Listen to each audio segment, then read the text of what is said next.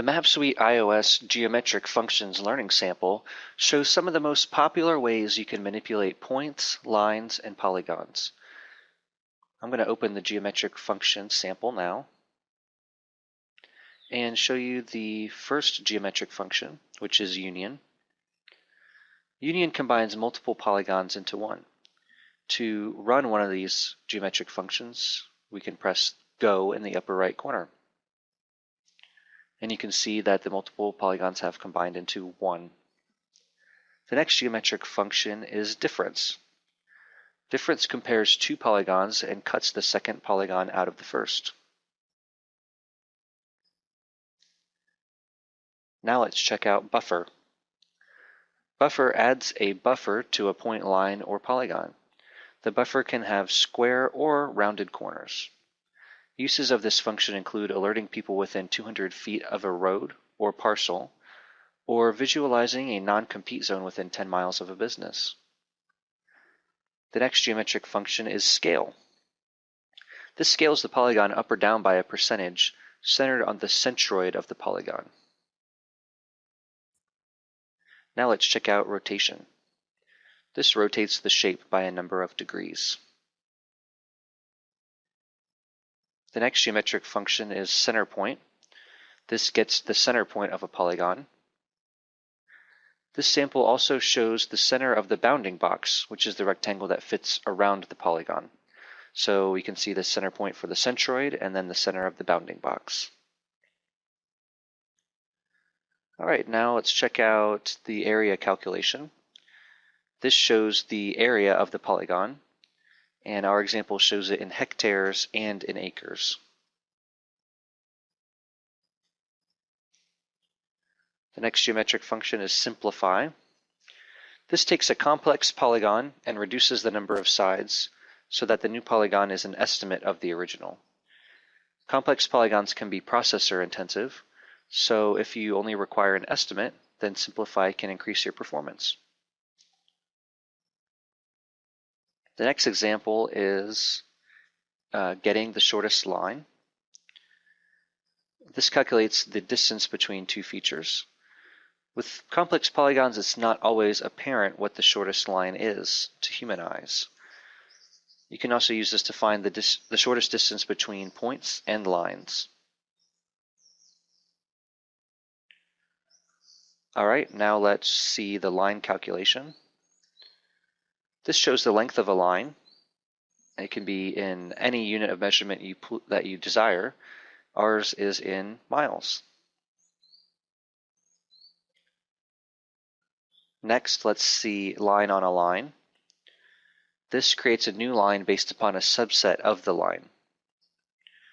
One example of this use could be if there's a chemical spill on a road and you need to shut down the road for 1,000 feet around the spill. You could create a buffer around the point. Then, where the buffer intersects with the road is the location of where the roadblocks need to be. You could then use getLine on a line to highlight the section of the road that is impassable. Okay, next is clip. Clip uses a polygon to cut out other features. In our example, this blue polygon is the cookie cutter. Upon running, only the features inside the polygon remain. You can also modify this function to perform the inverse and leave only the features outside of the polygon. Next, let's look at convex hull. This encapsulates all points or polygons inside a perimeter. In our example, there are 5 fires in a field. You can use convex hull to highlight the burn area. There's also a shape with rounded edges and concave portions. Convex hull is used to surround the shape and finish with no concave sections. Next is envelope bounding box. This displays the rectangle that surrounds the polygon. This is helpful if you wanted to, for example, zoom into that feature. And finally, let's look at snapping. If a vertex is within a certain radius of a line or point, snapping aligns them. So for example, if you've traced a road based upon aerial imagery, use snapping to line up the points. In our example, the left vertex is within the radius and will snap to the line, while the right vertex is not within the radius and therefore will not snap. Okay, let's check out the code.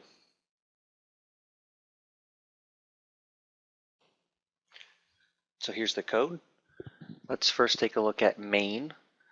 And main is the entry point of the application, but there's not really very much going on here.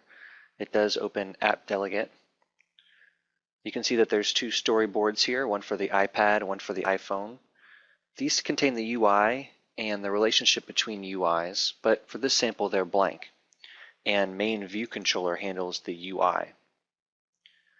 You can see here that it loads an XML file which features a list of the geometric functions as well as some sample data for each function.